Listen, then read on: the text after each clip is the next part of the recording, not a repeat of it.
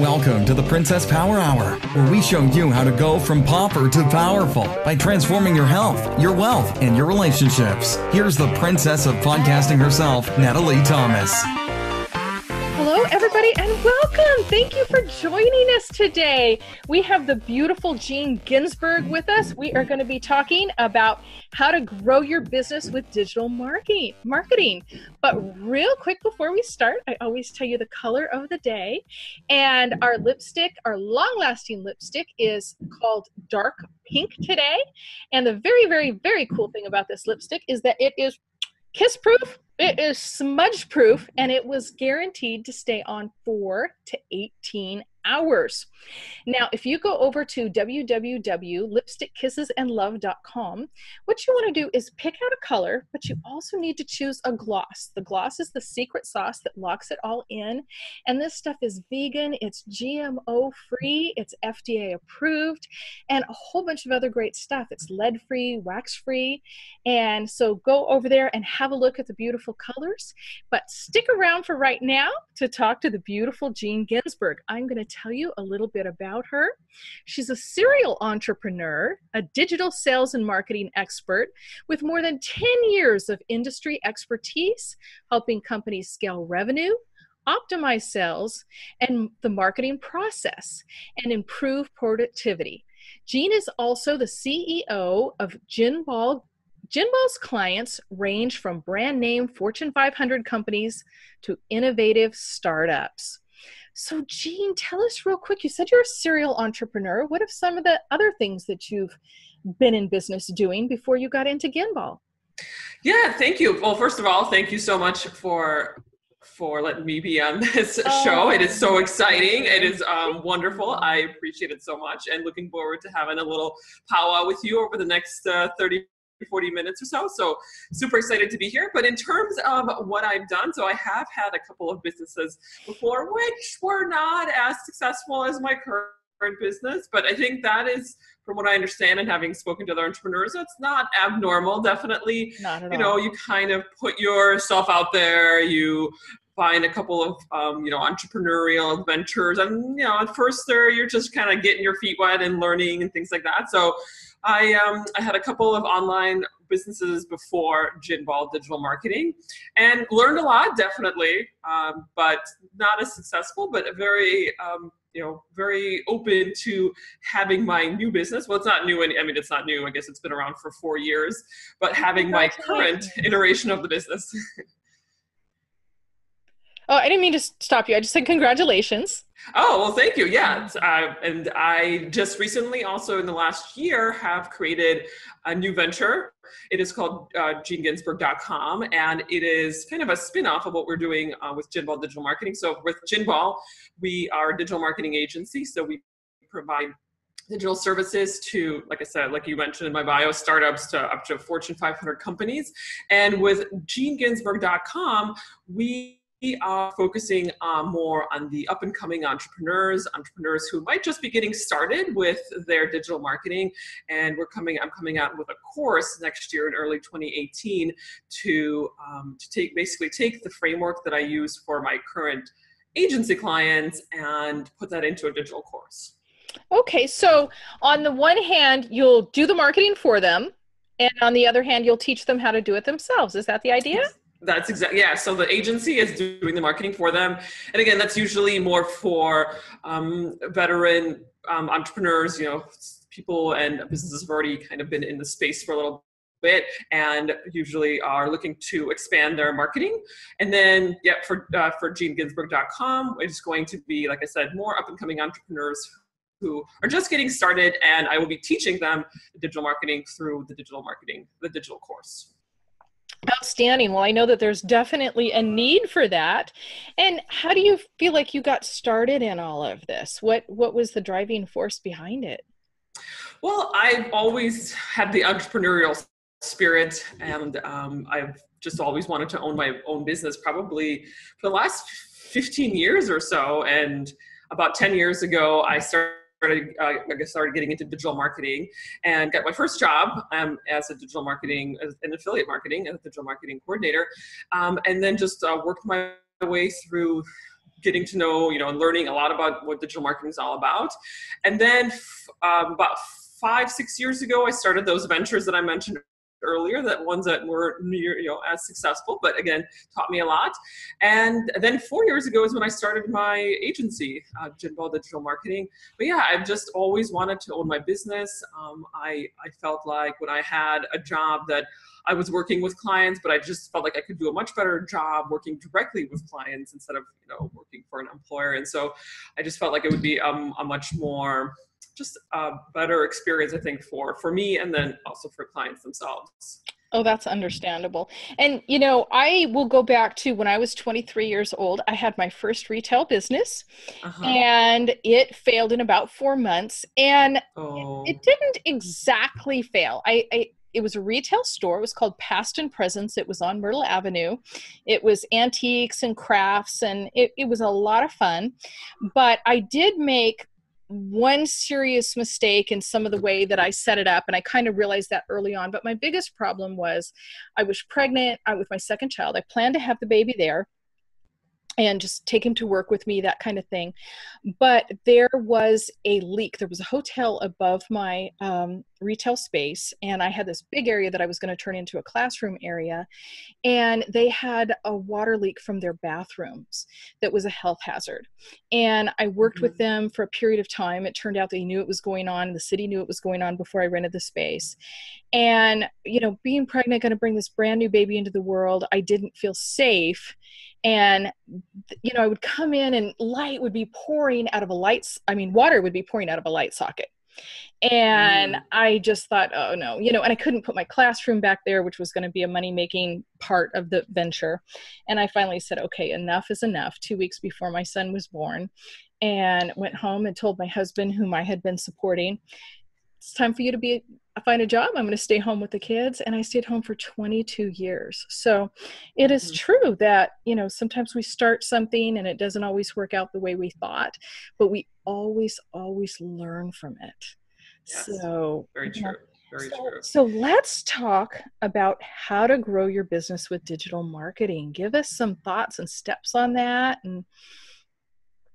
Yes, that's a wonderful question, and I want to definitely dive deeper into that. So, as I mentioned, with my digital agency over the last several years, I have developed a framework that uses the inbound marketing approach to bring in users into the fold and then nurture them over time. And so the outline, I'm going to give you kind of a quick outline of the framework, and then I can go into more of the details. So, as part of the framework, when I start working with my clients, so we first develop the ideal customer profile, so what we call a customer avatar, and we really dissect the customer's pain points and frustrations, or the prospect's pain points and frustrations, and to really kind of better understand and hone in on who is the ideal target market. So once we get that, then we create content and address those pain points or frustrations, and we usually use something like videos or blog posts or articles, case studies. It really depends on how we want to formulate the content, and then we engage with the prospect. We engage them with using the content and bring the user in to nurture funnels. So we create nurture funnels, usually through email marketing, and then the prospect can learn more about the company or the brand or the products and services. And then we fill the nurture funnel with Facebook ads. So that's been a really big part of it as a paid media source. And then we use remarketing methods to bring users back into the funnel and engage them further. And then of course, at the end, we take a look at the analytics, optimize, review all the campaigns, and make sure that we are, we're getting all the campaigns kind of up and running, and they're all bringing in the users and the prospects all together. So that is the framework that I've been working on over the last couple years and perfecting, and it's been working really well for e-commerce businesses. So those, I'd say, are all of our clients now, and even more specifically, digital course creators and businesses that do e-learning and like e-training. All right. So that's your ideal client then, basically. Yes. We have had, I'd say these are all of our agency clients, at this point. And this framework works. It works for other businesses, but just to kind of niche down and hone in on who it's been working for the best, I would say e-commerce businesses, yes. Well, I want to take you back to something you said earlier, and I want to hone in and kind of unbox that, take that apart, because this is a place where I really struggle. Okay. I am a businesswoman. I own 7 businesses, and I have been what a lot of people would consider very successful. I took my business to 2.2 million in sales in 2 years. And then kept it there for 4 years. Now, there was a reason that it didn't grow. I know the reason. I'm not going to go into that, but I was still very grateful that, it stayed there for that amount of time. I am launching a brand new business, and it is called the Expert Podcast Academy. Okay. But let's talk about this customer avatar. Where do you start so let's use Expert Podcast Academy as an example. And where do you start on honing this avatar? Do you have some kind of a form that you fill out with your customers, your agency clients, or how do you work on that? Yes, that is a really good point. So yeah, where do you start? Because of course, a lot of times when we talk about all of these things, it kind of can sound a little nebulous or vague. So it's like, what are the next steps, right? Of course, that's a very good question. So the next steps is I have a worksheet that I use with my current agency clients, and we really get into first the demographics. So let's say maybe your product is, let's say, geared towards women, or it's geared towards men. So we kind of start with like the top beginnings of it. So like, who is your ideal target market in terms of like geolocation, age, sex, things like that. So, but then we really get into kind of the deeper understanding of who this ideal target customer is. So we take a look at their goals. Like, what do they want to accomplish? Where do they hang out? Are they on LinkedIn? Are they on Facebook? Are they on Twitter? Are they on Snapchat? So it also could be demographics based on age, could be at different points in their lives. So they might be hanging out on different social media platforms. Or what are they reading? Are they reading books, publications, blogs? What sites are they going to? What celebrities or high profile individuals are they following? So for example, like in my space, the digital marketing space, there's a bunch of gurus that I follow. For example, like Frank Kern and Amy Porterfield and Jeff Walker. So those are the gurus that I follow, for example, in the digital marketing space, and a lot of the individuals in the digital marketing space also follow them. And then we want to, again, go even deeper. Like, what are their pain points? What are their challenges? And then how does your product or service solve those issues or challenges that they're having? And then we even want to go, deeper than that. So how are their problems impacting their lives? And then where does the customer want to be? Like, what are their symbols of success? So these are all the questions and a few other questions, but this is a good start of how I work with my clients to better understand who their customers are and create a customer profile. And it could be several customer profiles. Perhaps your products or services maybe are targeting several different customer profiles. So we could develop maybe 1, 2, or even up to 5 customer profiles. Wow. Well, we are going to take a really quick commercial break, and we will come back to that in just a moment. Hi, everybody. I'm putting together the Expert Podcasting Academy. And if you will comment down below in the comments of this podcast that you're interested in learning more about it, we'll be happy to send you some information. This is great for business people, bloggers, social media marketing people, affiliate marketers, and people who are direct sales marketing. Learn to do your own podcast, and it will pay off. expertpodcastingacademy.com, and that'll be under our Princess Power product tab shortly. Thank you. And we are back. We are talking to Jean Ginzburg, and we are talking about how to grow your business with digital marketing. So we were just talking about creating a customer profile or an avatar, and you're telling me about a list that you would start asking your client questions, but how are they coming up with these answers? Are they guessing? Where does that start? Are they researching? What kinds of work are they going to do to put this avatar together? That's also a very good question. Yeah, where do you, as the advertiser or as the business owner, where do you start? So I hope they're not guessing, because usually when it comes to data, guessing is probably not a good way to find your ideal customer or your ideal target profile. So the first things, a couple things I recommend would be to first go out there and survey your current customers. Now, if you're just getting started and you have a business that has absolutely no customers, then I would go ahead and recommend creating, surveying prospects. So people in, let's say, in your space who might be interested in your product, and going out there and just asking those questions of your prospects. So if you don't have a current product, that would be the way to do that. If you do have a customer list, and I would say go call them. So I would recommend, usually I have my current clients make maybe 10, 20 phone calls, and just better understand who their ideal target market is. And then email. So we send out surveys. Let's say set up a survey via SurveyMonkey and create a link to the survey and then send it out to the email list. So a couple of methods, depending on if you are just getting started and you don't have any customers, or if you're a little bit more advanced and you already have some customers on, let's say, your email list, or people who've already purchased, then you can just reach out to them directly. Okay, thank you. I know that with my main business, Chance and Water USA, that there are multiple niches that our water ionizers address. Mm-hmm. And so this would be the case where you're talking about having multiple avatars and working the different mm-hmm. avatars. And got it. Okay. Yeah.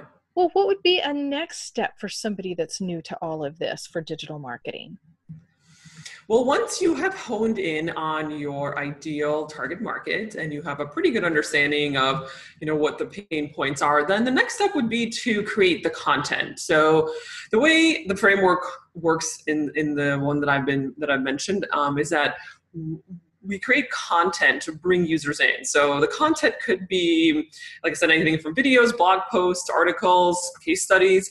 But the idea here is that you want to take those pain points and frustrations and create content around those pain points, and then distribute them through your social media, through your, let's say, email list, or by finding new potential customers or prospects. So, for example, in the digital marketing space, which I'm very familiar with, I know a lot of the frustrations and pain points that entrepreneurs have. So for example, if I want to find entrepreneurs who want to, let's say, purchase my course down the line, I might write a blog post that says, the top 5 mistakes that entrepreneurs make with digital marketing. So if I were an entrepreneur and I was just getting started, I'd be like, oh, well, that's an interesting blog post. I might read that and then bring that user into the fold. The next step would be to have the users opt in to an email list. So that way, as the entrepreneur, as the advertiser, you can then get their contact information and then nurture them over time using, let's say, email marketing. Awesome. All right. That is outstanding. Thank you. Well, what would the next thing that they would need to know? So they've created this marketing to the pain point. Okay. And you've said that they're going to put it on their social media. They're going to put it on their email list. What else would they do? So yes, the next step is to engage further with the prospect. So like I said, creating an opt-in. So for example, if you're, let's say, taking the digital marketing space again as the example. So I created a blog post that says, hey, what are the top 5 mistakes that entrepreneurs make when it comes to digital marketing? So let's say I have 1,000 people who have viewed my blog post. And so the next step for me as the business owner would be to retarget those users. So you can be using things like Facebook advertising or other methods to retarget, and then have them take them to the next step. And the next step is typically an opt-in. So we would create more content where let's say they would want to opt in. So maybe the first thing was a blog post about the 5 mistakes.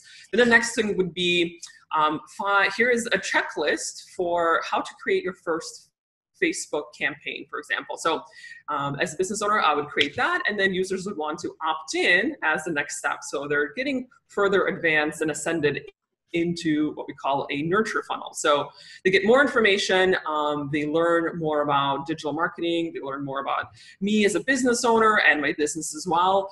And then I put them through a nurture funnel. That's typically done through email marketing. And again, I send them further into the process, maybe give them more videos or content, maybe more in-depth content. So things like maybe a report, which might be a little bit longer, or a case study, which again might be longer. So again, we're just kind of getting deeper and deeper into the content so that these users who are interested and engaged will continue to further consume that content using as we're going and extending them through the nurture funnel. And I'm going to throw in from my experience that I sign up for a lot of these types of things. And I would say at least 95% of the time, I don't actually read most of the stuff right away. I tend to save it, say I'll read it later, but it's there. They keep sending things. They keep reminding me that they're there. And eventually I'll either get off the list or I'll jump in and participate, or I'll go back and look through. So for those of you that are just listening, it's still valuable. Even if you find, I read about people that they go through, they purge their email list of all these people that aren't opening right away. I would say no. What's your opinion on that, Jean? I agree. I think there's a medium point there. I definitely wouldn't purge my list of people who might not have engaged in the last month. So I definitely keep those users. I would say if a user has not engaged with you or your email list in, let's say, in the last 6 months, then I would look into possibly purging them. And the reason for that is that Yahoo and Gmail and all of the email service providers will ding you as the business owner if you are not getting engagement. I mean, that's kind of similar to most social media platforms, email marketing platforms. If they're not seeing the engagement through your users, then they will ding you and might send you to spam or something like that. Like send your emails to spam. So I wouldn't necessarily, I'd probably look into 6 months before purging email lists. But one of the ways to avoid that, because yes, we all know that email marketing has been declining, somewhat over time, just because users are not opening up email as much anymore. Mm-hmm. So one of the ways I get around that is to use Facebook advertising to retarget those users. So how you can do that is you can take your entire email list. So let's say you have 1,000 users on your email list. And what you do is you can go to Facebook, upload that entire email list, and don't worry, it's cool. Facebook is not going to take your email list and spam them or anything like that. But what you do is you take your email list and you upload that to Facebook, and then Facebook will match those email addresses into their database. So users who have that email address will then be recorded into a list, an audience list within your Facebook Business Manager. What you can do is you can create a Facebook campaign, an ad, to retarget to those users. So in the event they're not opening up your emails, you can then get in front of them, let's say, using Facebook advertising. Wow. Well, for people that are listening, if you're on Facebook, you see an ad, let's say you see a pretty dress or a lipstick or whatever it is, and all you did was click like, you didn't even open it up, you just kind of thought it was cute, whatever, and that ad keeps popping up, it's because they're retargeting you. So if ads follow you and you think that person is advertising everywhere, no, they're advertising to you and other people like you that have been clicking. So retargeting can be very valuable. I think it's much more valuable sometimes than just the original advertising, the Facebook advertising. So this idea of uploading your email list, this is definitely something I didn't know about. Mm-hmm. So yes, I highly recommend that. Yeah, I had no idea. I have not been real successful with Facebook ads. I have run a few for different businesses, and I am not good at creating them. And I will spend hours, and then it didn't like that my photo had text or it had too much text. And instead of just letting me replace the image, it erase the whole ad, and that kind of thing is very frustrating and discouraging and kind of makes me go, I hate to waste time. I don't like to waste time, and I don't like to waste money. So of course, I am more than happy to help you with your Facebook advertising, so we can definitely talk about that after this show. I love helping other business owners especially with Facebook advertising, just because it is a forte of mine. And it is, like I said, part of our framework that I've been developing. And it is definitely one of the biggest, I'd say, if not the biggest paid media platform that is currently active right now in terms of how granular you can get with targeting. I mean, you can find people on Facebook that like peanut butter and jelly sandwiches and target them. So Really? I am more than happy. Yes, Wow. you can. I'm That's more than happy to help you. I will tell you flat out, one of my other pet peeves is Facebook has a tendency to approach you and say, you know, for $5 or $10 or $500 or whatever it is, we will get you up to, you know, from this many to this many likes or views or whatever you want to call it. And in my experience, they always overpromise and underdeliver. And it has just become an absolute gripe with me that they don't come anywhere close to the maximum number that they set. And it's kind of like, you could do it at least once in a while, you know? Do you have that experience too, or is it just me? Yeah, I have seen that as well. I mean, I can understand that could be frustrating sometimes. But on the other hand, I have seen really good results with Facebook advertising. And so it might not get to exactly the point that they said that, you know, you're going to get this reach or whatnot.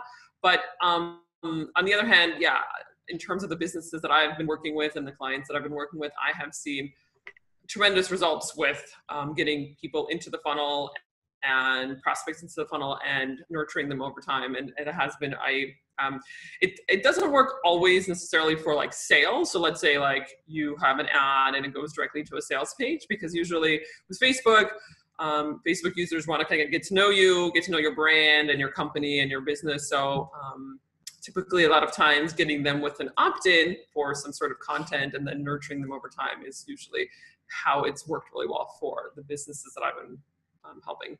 Okay, so Jean, you're actually using this to market your own business as well, aren't you? Yes, I have been drinking my own Kool-Aid. This is a good thing. Yes, so I have been using that to market my book, which I'm going to talk about in a little bit. But yes, I have a book coming out, and I've been using this method to promote my book, and I've been using this method to promote my business, the agency that I've been talking about as well. Awesome. And how long do you find that somebody needs to be in your funnel? How many touches do they need to have before they convert? And do you know your conversion percentages, or is that important to you? Oh yes, of course. Those are important to you in any business. If you're running anything on Facebook, or if you're creating a sales funnel or a nurture funnel, then of course, yeah, conversion rates are very important. But the reason why why I know that nurture funnels are also a big piece of this whole, getting new prospects is because, let's say if you have an ad and whether it's on Facebook or any other platform, and you drive traffic just to a sales page, and then that user doesn't purchase your product, there's no way for you really to get in touch with them unless you retarget them through advertising. But with a nurture funnel, you can get their opt-in, get their email address, and then nurture them over time using email marketing. So in terms of how many touch points, I mean, it really varies on your product. If you're selling something low priced and not very complex, it might only maybe a few touch points. If you're selling, let's say, like a software as a service solution, which might cost $50,000 and takes maybe several months for the user to make a decision because it is a very complex product that requires a lot of approvals and things like that, then of course that might take months or maybe even a year, depending on your sales cycle. So it kind of depends on the complexity of the product, and of course the complexity comes also the sale, the price point of the product. Right. Oh, that completely makes sense. I was asking more in your experience with your own, but I do understand that. I know that for me as a businesswoman, I tend to be slower in making decisions. And I also have a massive amount of information coming at me. I can look right now. I have 4,449 emails in my inbox. Now, am I going to read any, we're close to all of that? No, but, it would take me hours to delete a few hundred of them, and I'm always baffled at how anybody could have deleted like 65,000 emails or, some of that kind of stuff that went on. But yeah, as a business person, it does get overwhelming sometimes. And when you're making financial decisions or decisions that affect the lives of people, for me, it can take time, and I don't have a problem being decisive. But there are some, I just feel comfortable being a turtle with some things. And some people are like, how do you get so much done? And you're so fast. And I'm like, I don't feel that way, but I do. Yeah. And I think you're definitely not alone. I think most people are like this in general. So if they are looking to, they're in the market for something, it might take, and as a business owner, as an advertiser, an entrepreneur, I think what, the key point here is that we shouldn't be surprised by that, is that we should expect that people and prospects and potential customers will take their time better understanding what it is that they need, and taking their time in the decision-making process. So expecting that sales are going to pop up right away and just have an influx of sales, I'd say is probably not the best expectation to have when you're running your own business. That's a great point. Well, you have a new book coming out this month. Tell us about that. Yes, I have a new book coming out. It's launching September 20th. So by the time this episode is launched, it might already be out. And the book is called Win New Customers: How to Attract, Connect, and Convert More Prospects into Customers in 60 Days Using Digital Marketing Strategies. And this book, it talks about the framework that I just mentioned. So we get more deeper into content and Facebook advertising and how to develop your ideal customer profile. So I'm extremely excited about it. And yeah, I can't wait for it to be launched. And if you're listening to it, if it's already launched, then please go to get more information about the book, or you can probably purchase it by the time this episode is already launched. Well, that is outstanding. We're going to definitely put your address on the website. And is there anything else you want to tell our viewers before we go? Well, digital marketing, it's definitely a beast, but I'd say, like with anything, take small steps one at a time. Like with anything, we always take baby steps. Don't feel overwhelmed. I think one of the main things I hear from people I talk to is that just it can be very overwhelming. So don't think of it as like this big giant, behemoth, but think of it as kind of baby steps and taking one day at a time, and and having and setting up little goals for yourself. So maybe your goal is to create a customer avatar. So that's goal number 1. And then maybe goal number 2 is to create 5 blog posts. And maybe then goal number 3 is to create your first Facebook ad. So just take it one day at a time. And then I think that would help you be a lot less overwhelmed.